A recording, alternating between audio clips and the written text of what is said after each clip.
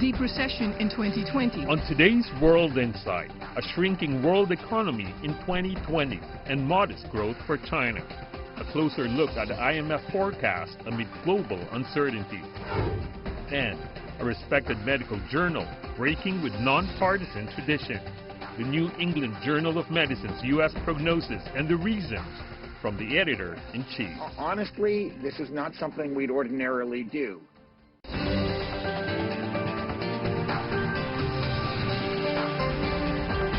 Here is our host, Tian Wei. Hello and welcome to World Insight. I'm Tian Wei in Beijing. The International Monetary Fund on Tuesday released its new World Economic Outlook, forecasting the global economy to shrink by 4.4% in the year 2020. It predicts a Chinese growth of 1.9%, the only major economy in positive territory. The IMF's projection assumes that social distancing due to the pandemic will continue well into 2021. IMF Managing Director Kristalina Georgieva says the international community must do more to ease the pandemic's economic blow. So where's the road to recovery? With the threat of a likely second wave of infections, more rough sailing ahead for a better world economy? Let's talk to our panelists and our conversation starting from the Chinese economy.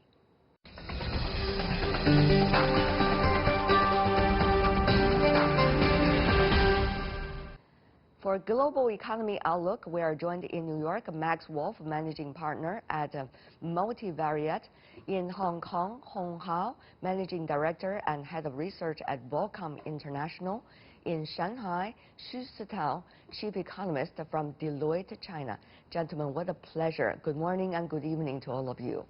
I want to start by asking a China-related question. Mr. Xu and Mr. Hong, Shenzhen is celebrating its 40th anniversary. Now, Shenzhen, from a small fishing village to where it is today, a metropolitan, pride of its economic development, financial sector, and certainly the high-tech sector.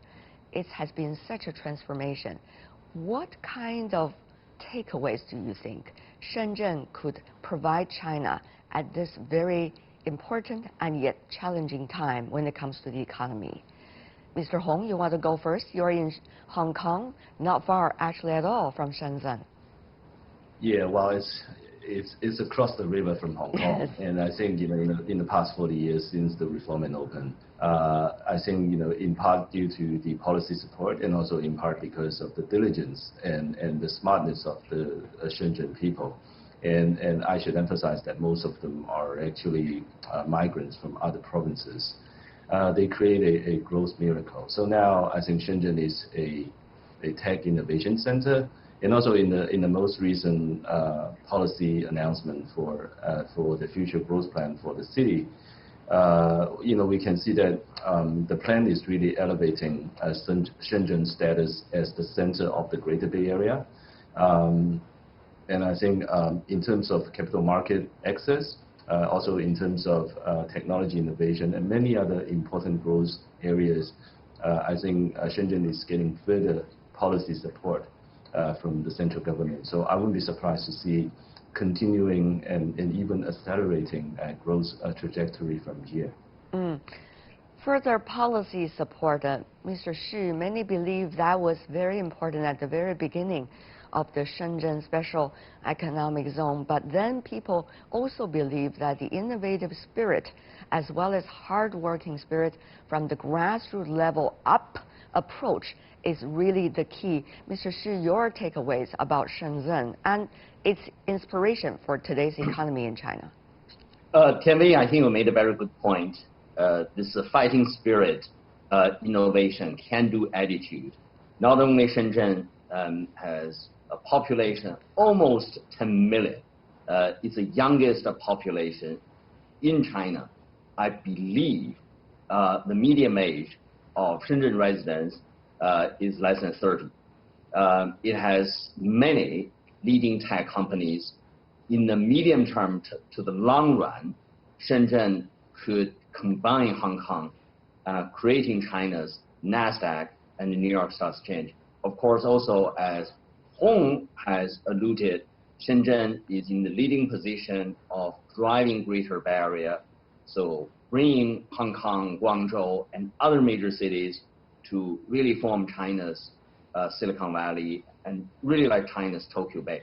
Mr. Wolf, I know you know China very well. You've been following China's economic growth and development over the decade. Tell me more about your take on Shenzhen and what lessons and experiences it could provide to China at this point. So I think that the developmental program of China has been a story of managed, explosive entrepreneurial growth. And where you see the great successes, it's when you have a government that can kind of manage and produce incentives and help with these periodic and somewhat severe downturns in the global economy. Even if they started somewhere else, when they wash up on your shore, they can derail plans. So to me, the attention comes to the explosive growth of China. So many people, many countries around the world have had explosive periods of growth, but very, very few have been able to maintain social order, national unity, and maintain growth over decade after decade after decade, after challenge after challenge after challenge, whether it's a financial crisis or a global pandemic.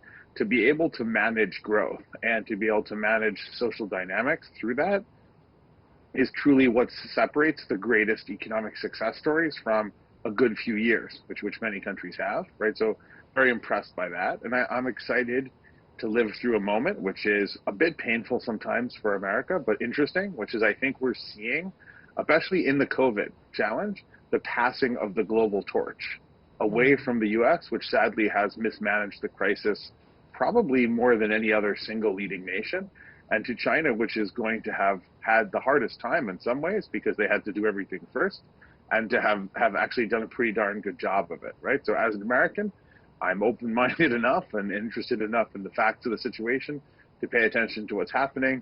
And I have a sense that for my children and my grandchildren, they'll live in a world slightly different from mine. About the latest, let's go through some of the numbers with the IMF report, as we reported earlier. So, Mr. Wolf, without the growth of the rest of the world, how would the Chinese economy be able to function as much as many people wish? Yeah, so it's a great question. I don't know if I can do an answer as good as the question, but look, the modern economy, the modern global economy is a system of very, very delicate interdependencies. There is no doubt about it. The world today is that your neighbor, the most important neighbor in your economic life, can be someone you can't imagine, you'll never see, who lives 8,000 miles away. I do think that China's been involved in a slower pivot toward more consumption-driven internal focus in its economic growth. And I think the challenge of this moment is to accelerate that without becoming nationalistic and withdrawn from the global economy. Mr. Hong, your take about China, how would its economy function? Well, the rest of the world, according to the IMF report, is very much likely to suffer from a setback in terms of numbers. Very clear. Yeah, well, I think in the first half, understandably, the Chinese economy, as well as the rest of the world, has been hit by the outbreak. So, it's not surprising to see a very slow first half of this year. But then going into third quarter, we see a meaningful recovery, especially in the industrial sectors and also in the upstream commodity sectors. They're all starting to come back. And I think the momentum could accelerate going into the fourth quarter. But then, once again, going into the next year, during the Chinese New Year, then seasonally it's going to be weak again. So I think sequentially we're seeing growth momentum coming back. And I wouldn't be surprised to see Chinese GDP growth at above 2% for this year, which is higher than the initial estimate by the IMF. I think going into the next year, because of a very low base effect for the first half of next year, Chinese growth as well as the rest of the world can be quite strong in terms of number. But then I think it really depends on how well we manage the virus and also how much progress we can make in terms of developing a vaccine for the growth momentum to continue for China and for the rest of the world. There are certainly, as you said, Mr. Hong, a lot of moving factors, vaccines and the containment and also the rest of the world. Mr. Xu, tell me about your thoughts on this, and 2% possibly good, but still is so far away from the earlier target of 6%. Of course, that was set before the pandemic, but that ensures huge numbers of employment, particularly for the young people, social stability, a key factor in China. Right. So my number for the year actually is around 2.5%. That's considered quite optimistic, essentially assuming both third quarter growth, which should be out the next few days, and the fourth quarter will be between 6 to 7%. So that's a quite remarkable recovery. But the latest number, September particularly, almost 10%, suggesting global demand is broadening out. So I'm a little bit more sanguine than IMF report. But of course, what China has to do, as Mr. Wolf has said, really just putting more emphasis on social welfare, domestic demand. Well, at the same time, China could play a quite important role in helping some of this debt reliefs, really which plaguing many developing countries and low-income countries. So I think next year will be a much better year.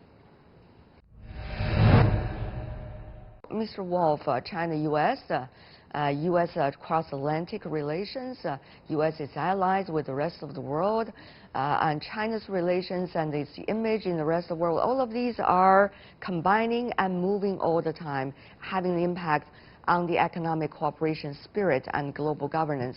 Your take, how will these moving factors, in a way, eventually settle down when it comes to its link with the economy?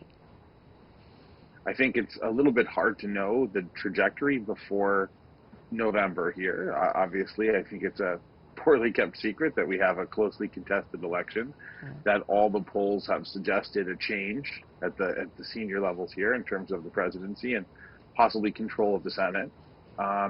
Were that to occur, I think the outlook will be somewhat different than if we have the same regime again. I think that possibly also quite disruptive to the global economy is it's very plausible that we have a 2-week or greater period here in which we have two people saying that they may have won, and we don't have a consensus as to who the next president is. Obviously, we have a period, so the takeover doesn't actually occur until the 3rd week of January, so not right away in November, but I think it'd be very destabilizing to global financial markets and expectations if we have a protracted period of uncertainty with possibly even some social unrest around it here. I think that's just very destabilizing and becomes very difficult also sitting now trying to look at what the world looks like when you're not quite sure kind of how that goes. That being said, I think there are reasonable prospects for at least the beginning of the return of the U.S. to the global order. So my expectation is that the United States isn't in a position to return to the fold in terms of performance for at least another 6 to 12 months. And I can only hope that we begin to better our performance and rejoin the community of nations as fully and as fast as possible. But I think it's hard to judge that likelihood prior to the election here. The more economic growth we have seen encouraged by government policies, particularly for the short term, the more likely we are going to see wealth gap getting wider.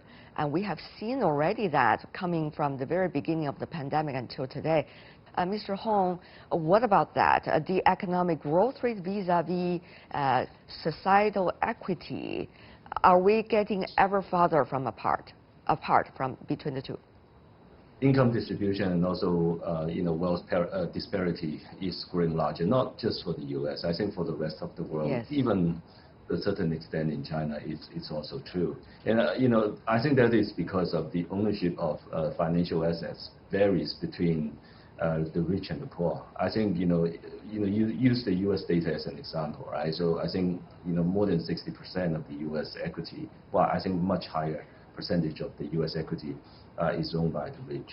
So even though the financial market is rallying, it seems to be recovering well. I think the real economy, especially the service economy and also the smaller part of the economy, they are still struggling. So I think, for many of the countries, they can say more or less the same, because of the ownership of financial assets are very different. Therefore, the beneficial effects from central banks' liquidity easing can be very different. So I think the poor still needs government help. So for example, in the U.S., the government is sending out checks, unemployment checks to people to help them to get past this hardship. I think for China, we have targeted loans by the PBOC to the small business to help them, survive this difficult period. And I think many other governments are doing the same. So I think it is good to see that governments around the world are taking initiative to firstly help the poor to get over this hardship, and secondly, sort of using regulation, trying to change the income distribution disparity between the rich and the poor. But I think, before we can claim any success, what we're seeing right now is that from the data, the disparity is ever more glaring than before. Yes, indeed. Mr. Xu, how do you think China will handle all of those traps, geopolitically, the Thucydides trap, and now the middle income trap, and also now with the public health issue and leading to the societal economic impacts? First of all, regardless of the outcome of upcoming election in the United States, I do believe China and U.S. will find a new balance. So I'm relatively optimistic. I mean, in the end, these two countries need to learn how to work together on many global issues. It's not in anyone's best interest if we have two tax standards and so on and so forth. On domestic demand, if we believe economic recovery maintains its momentum, which is likely the case in China, then the question is whether we should or will maybe shift the focus more to small and medium-sized and enterprise and the consumers, because the priority so far has been the resumption of business. That has been very effective. What about the U.S. economy and the dominating role it's still playing, whether it's in the financial sector in terms of the U.S. dollar and also in terms of global governance, IMF, World Bank? Mr. Wolf, how should we understand the U.S. role from now on? Earlier you indicate a bit about that, but I want you to help us to further illustrate about the situation. One thing I would say is that we've uncovered two early crises which I think need to be fixed. One is about 80% of net job losers appear to be women, forced to sort of assume domestic duties in a way they hadn't been before. And so we've had a very differential impact to the downturn between men and women. We've also had a very differential impact of the downturn by different ethnic groups here. And those are potentially problematic social lines to have stresses applied to them right now for a host of reasons. So for instance, Asian Americans went from having a lower unemployment rate than even white Americans to having one of the highest, one of the largest increases we've seen. So we're going to have to figure out how to have policy interventions here that are larger, more coordinated, and more targeted at areas of trouble, whether that's female employment or some ethnic groups that have very disproportionately borne the brunt of job losses. And by the way, also some of the same ethnic groups have bared a disproportional amount of sickness and loss of life in the downturn as well. So we have, I think it's all very doable, but we have a pretty steep climb ahead of us here.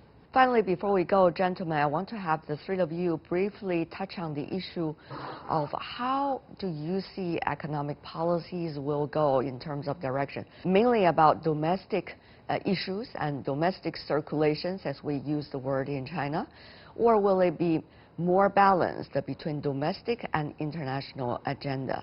The policy would be mostly domestic driven because After all, consumption is still lower than the level relative to last year. And also, even though your cyclical sectors are doing well, I think, for the benefit to flow through to consumption and also to the servicing sector, it still takes time. Globally, I think, after we conquer the virus, I think countries will have to refocus on how best to cooperate and rebalance the global relationship together. There's a prospect. I think the best case scenario, which I'll hold out for, or hope for anyway, is that the United States makes a pretty large pivot toward rejoining the community of nations with a more cooperative outlook at around the same time as the worst of the virus is behind the global community. Those would be very positive forces to push us forward. We're going to have a more flat playing field with more regional powers as opposed to a single global superpower, and we're going to have to organize the transition to that direction while giving each other important support and help for our domestic goals as major leading countries. That's a hard thing to do, but I will remain hopeful. I think the focus will be largely domestic, because for most economies, I think the word I would tend to use the rest of the year or next year will be rehabilitation. So because coming slowly out of the impact of pandemic, China in a better position, but nevertheless, I think domestic focus remains the key. Again, on China, you began the question with Shenzhen, so I think that's a good question. In the case of China, I think technology development is very important, and to accelerate financial sector reform, again, related to Shenzhen, registration system, so on and so forth, that's very important. So that's domestic, but that's also will help China more integrated with the global economy. Thank you so much, the three of you gentlemen. I learned a lot. Max Wolf, Hong Hao, last but not least, Xu Sitao. Really appreciate it. And be safe wherever you are. And you're watching World Insight, still to come on the program. A respected medical journal breaking with non-partisan tradition, some suggest. Why the New England Journal of Medicine makes such editorial. The reasons from the editor-in-chief after the break. This has been incredibly mismanaged, and mismanagement in this case costs lives. Welcome back. This is World Insight with me, Tian Wei. Now let's take a look at the worsening COVID-19 spread in the U.S. with 7.9 million confirmed cases and more than 215,000 deaths. Even President Trump contracted the virus, leaving his political opponents wondering whether he has been working hard enough to curb the outbreak. In an unprecedented move, the New England Journal of Medicine published an editorial signed by all its editors condemning the lack of political leadership in response to the pandemic. The journal said that there was too little testing, too little protective equipment, and a lack of measures like mask wearing and social distancing. Earlier, I talked to Dr. Eric Rubin, the editor-in-chief of New England Journal of Medicine. He explains why they published this editorial now. And I'm joined by Dr. Eric Rubin, the editor-in-chief of the New England Journal of Medicine. Dr. Rubin, what a pleasure to see you once again. Nice to speak with you again, Tian Wei. I remember our first time talk was at the World Economic Forum earlier this year. How the world has changed since then. And how the New England Journal of Medicine, some wondered, has changed. With your latest editorial, all editors signing on, suggesting political leadership has failed. That's right. We published an editorial this past week, signed, as you said, by all of the editors, in which we made the case that the best response to the epidemic here in the U.S. was to go out and vote and change our leadership this coming election. Are you afraid that others are accusing you, which they're already doing, of being partisan? Yes. Honestly, this is not something we'd ordinarily do. We want to be seen as a disinterested and fair judge of science and clinical medicine. I think we do that. In this case, I don't really see it as politics, though. This is a public health issue. There are many ways that we could be combating this outbreak. Many other countries have used simple public health measures to do that, and the U.S. simply has not. And in the end, we consider that to be a failure of leadership rather than a failure of science. Are you trying to say you're not here, the editorial, trying to endorse one of the candidates while dismiss the other candidate, which is the incumbent president? You know, we're a two-party system, so there are really only two choices. Yet we're not saying that we know that the president's opponent, for example, although we were criticizing leaders more broadly, we're not saying that we know that the president's opponent would do a better job. We just know that the current administration and many governors and legislators have done a particularly poor job, and they don't deserve to keep their positions. You've been talking about, in the editorial signed by all your editors, most of them, in fact 24 of them Americans and one non-American, they all signed on this editorial, and it suggests, quote, "The leadership took a crisis and turned it into a tragedy," end of quote. That's quite an accusation. I think that this is a crisis. First, let me correct you. Not all of our, I think we have 3 editors who are non-American who did sign on. Okay. But I will be, but I think it is true. This is a disaster. It's been a disaster. It's a disaster no matter what. In every country, we've had a lot of extra people dying because of this, and that was unavoidable. Certainly, if the U.S. had taken all of the measures that the countries with the best responses had taken, we still would have had lots of deaths, but we'd have nowhere near the number that we have now. And so this has been incredibly mismanaged, and mismanagement in this case costs lives. What do you make of the different factors in the society? The political leadership, let's just say the administration and the government apparatus, and then the branches that are responsible specifically for health and for epidemics or dealing with crises like this. And then there's also the medical community, you yourself included, the scientific community. And then there's, of course, the private sector and also the general public. So what kind of assessment would you give to all of these factors that are interacting and resulting what we are having today? Let me start with the medical sector. I think that the response in general has been incredible, that people have bravely been putting their own health at risk and that of their families by taking care of patients throughout this epidemic, despite in many cases not having appropriate masks and appropriate protective equipment. And I'd extend that beyond medicine to all of our frontline workers, whether they drive ambulances or work in grocery stores and get food to people. So I think that there's been a lot of bravery.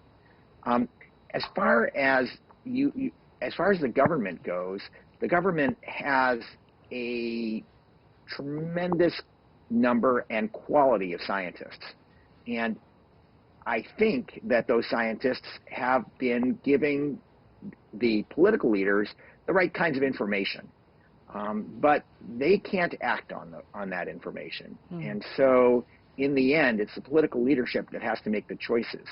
They also provide the moral authority to convince people to do what they should be doing. So it's hard to blame the general public for their inconsistency in following what should be rules or guidance when their leaders are telling them that this just really isn't important. What do you make of the fact that science these days has become the opponent, it seems, political opponent of certain factors inside the United States? As a medical expert and also as a scientist reading magazine, what do you make of that? I think it's stunning. I think that the that many elements in our society are pushing the idea that there is no such thing as truth, that everything is an opinion. And it's simply not true. We know in regards to this epidemic, we know how to combat it. There are straightforward things to do. People need to wear masks and stay away from each other. We should have good testing. We should have contact tracing. We should have good quarantine and isolation. We're simply not doing these things because people don't want to believe the science. They would prefer not to. It's shocking to me that this has happened. And again, this is a political question. It's a political, I should say, a leadership question. It comes from poor leadership at the top. Dr. Rubin, what is next from now until the end of the election, November, or probably even to the days of inauguration? There's likely to be some political turbulences, many suspect, in the U.S. So from now until January, do you think things are going to change much? It's hard to say what will happen and who will. I certainly don't know who will win the election or what happens after the election. The one big event that's likely to occur is we might well get information back from the vaccine trials and some other therapeutic trials. And that information could make a contribution to our being able to control the epidemic ultimately. But the effect of those is going to be far down the line. It takes a long time to make them and get them out to people. So it will be a little while before they are transformational. The reason I mentioned about the election and January inauguration is has to do with the timing, because it is also the winter season coincides with it, which is the flu season combined with uncertainty of COVID-19. Now, in the U.S., the death toll, some suspect for every 2 lives that have been lost, there is 1 unreported case possibly of death as well, believe it or not. So what kind of situation are we likely to face in the U.S. alone, for example? Well, I think that we're already seeing an uptick in transmission right now. Yes. And that will likely increase for exactly the reason you're discussing, is that more people are heading indoors. I'm hopeful that we'll have an appropriate response. And I will say that the implementation of public health policy in the U.S. is done at the level of the state, not at the level of the federal government. And some states have responded quite well. And I'm hopeful that more will respond well and take some of the measures that they need to take in order to reduce transmission. But it will be a challenge. Having said that, though, many, Dr. Rubin, have been looking at history and thinking calmly, trying to find an anchor in a way. How should this crisis compare to the earlier crisis related to public health? As the editor-in-chief of New England Journal of Medicine, what do you think that anchor could be, and what kind of comparison should we have now? We are already, let's just say, 10 months into the crisis. So we have had very few public health crises that have affected the whole globe in modern times. It's really been influenza outbreaks, most notably the one in 1918 that spread throughout the world. But remember, we have public health crises all the time. And Ebola, for example, a much more deadly disease, a much scarier disease, affected multiple countries in Africa on more than one occasion. So I think that there's a take-home message from this, which is once we get through this, and I am confident that we're going to get through it, there's going to be more out there. We are going to have more public health crises, more infectious diseases that can spread, and we need to be aware of that and prepared for it. And this particular outbreak has shown us how unprepared we are. So next time around, I hope we've learned some lessons. What are the most important lessons, do you think? I think it's preparedness. And I will point out that in this country, for example, we knew that this was coming and yet really didn't do anything to be ready for it when it appeared on our shores. But there are other forms of preparedness. There are having the platforms to produce vaccines quickly. We should have more of a capacity to not only develop but produce these vaccines for future epidemics, and that means a lot of science between now and then and any future outbreak. We need to have surveillance so that we see these epidemics when they occur or when they start, and have a good idea of what we should be preparing for. And we need to have the infrastructure, which includes governments that are able to respond and appropriately to whatever that hazard might be. Yet it all kind of fell apart, and we need to have something sustainable for the future. So what have we learned about the weak points or the weak links of science so far we know? Science, it's hard to call it a weak point, but science isn't fast. Science, the basic biology in particular, it takes a while to figure things out from scratch. Obviously, if we knew more about this class of coronaviruses, we'd be better off. And I think there has been some investment since the original SARS outbreak in learning about coronaviruses. But in general, it's going to take a while to do biology. It's not simple engineering, and it takes a bit. On the other hand, should we be investing in treatments for diseases that we don't have or are quite rare in order that we have the capacity to respond? And I think probably the answer is yes, is that we should have more on board to be ready for the next outbreak. Again, I'm going to go to Ebola. And it took a while to make the investment in coming up with vaccines that were highly effective for Ebola. But we did it, and now we have them. And that cost us money, that cost us time. But should there be another Ebola outbreak, as there was recently, we now have so much better tools for controlling it. And I think we should apply that thinking more broadly, is that it is worth investing in treatments, in prevention for SARS, a disease that disappeared, for MERS, a disease that kind of is smoldering along in the Middle East, caused by another coronavirus, and for SARS-CoV-2, the virus causing COVID-19, even when it goes away, so that we can have the capacity to respond to SARS-3 that comes out, or Ebola-2 when it arises.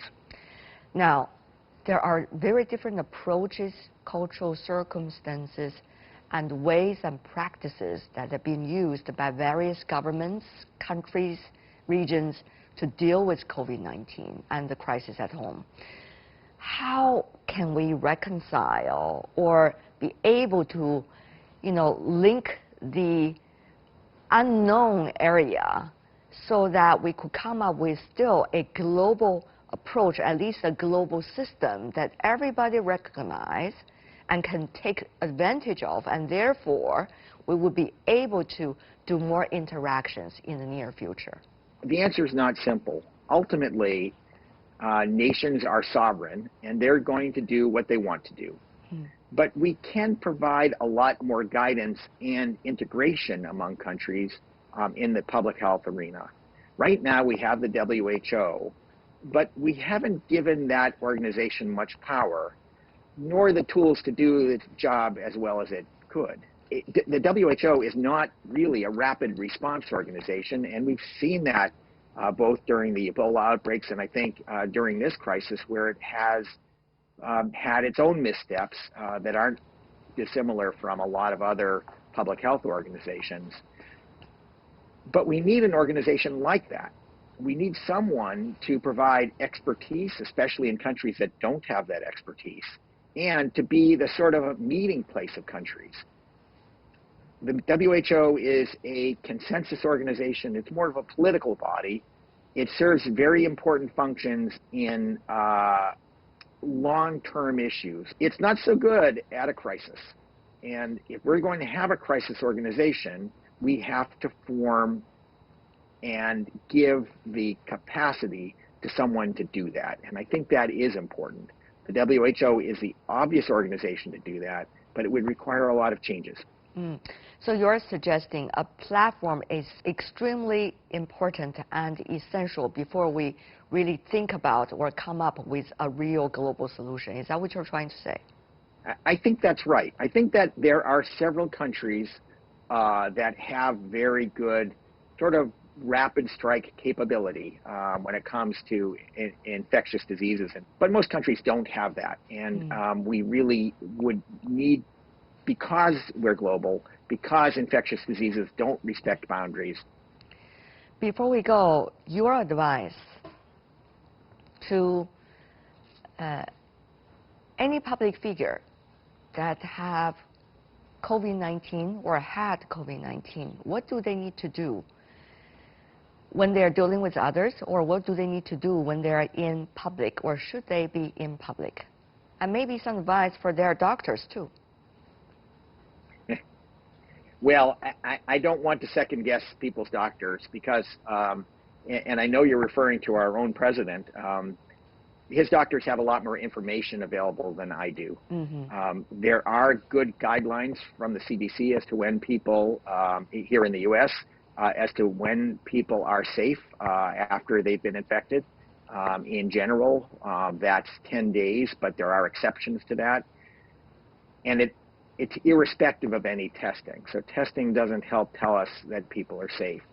So there's no one test to tell you that it's safe to go out, but there are very good guidelines, and I hope they're being followed. Dr. Eric Rubin, the chief editor of the New England Journal of Medicine. That's all the time we have for today's program. If you'd like to see more, you can search World Insight, the name of the program, or check out our YouTube channel. Follow us on Twitter and Facebook. I'm Tian Wei. On behalf of the team, thanks for watching. Bye for now.